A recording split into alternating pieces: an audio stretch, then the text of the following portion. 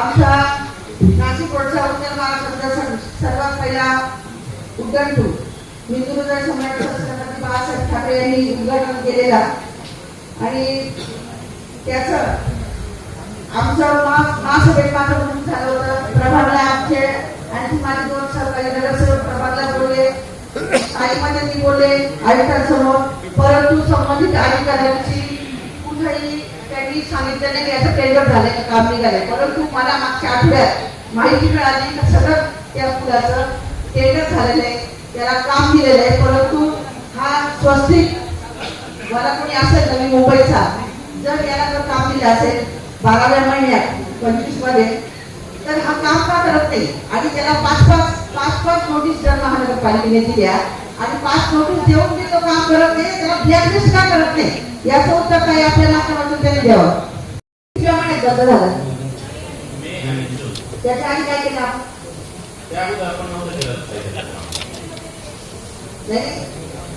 ऐकतो मॅडम, आपण त्याला करारनामा 11, 12, 25 दिलेला होता बरोबर. त्याच्या अगोदर आपण त्याचे जे पॉटहोल्स होते, जे वीक पॉटहोल्स होते ते बेस पासून गेले होते, ते रिपेअरिंगचं काम सगळ्यात अगोदर हाती घेतलं, कारण त्याशिवाय आपल्याला डांबराचं काम करता येणार नाही.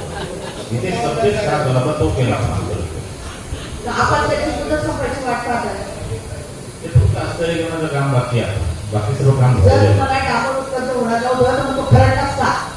उपलब्ध होणार नव्हतं हे माहित नव्हतं ना अगोदर.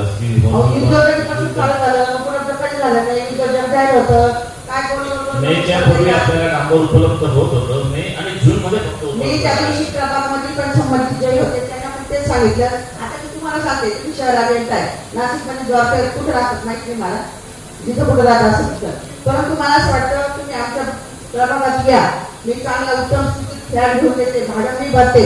1 महिना तुम्ही तिथून नाशिक महानगरपालिकेपर्यंत या, म्हणजे आम्ही कसं येतो 3 वर्ष काम केलं जाईल. तुम्ही सेवा केली असं आता या ना, आता या आणि तिथे नागरिकांची किती गैरसोय होते हे तुम्ही बघा. तिथं दरवर्षी 2 ते 3 बळी जातात. आता या पावसाळ्याचे खड्डे झाले असतील, त्या खड्ड्यांमध्ये जे काही बळी गेले असतील आपले खड्ड्यांमुळे त्यांना नाशिक महानगरपालिकेने मदत केली, ती अत्यंत चांगली गोष्ट आहे. आम्ही म्हणत नाही देऊ नका, दिले चांगले. परंतु इथून मागे आमच्या इथं त्या पुलाला, मी ज्या पुलाचं बोलते तिथं सिंगापाड्याला दरवर्षी 2 ते 3 लोकांचा ऍक्सिडेंट होतात आणि अपघातात जातात. मग आपण दरवर्षी वाट बघतो का ऍक्सिडेंट होईल आणि कोणतरी जाईल. अजून बोलत काही आपल्या पुलाचा विषय झाला, मला इतर नगर लवकर बोला.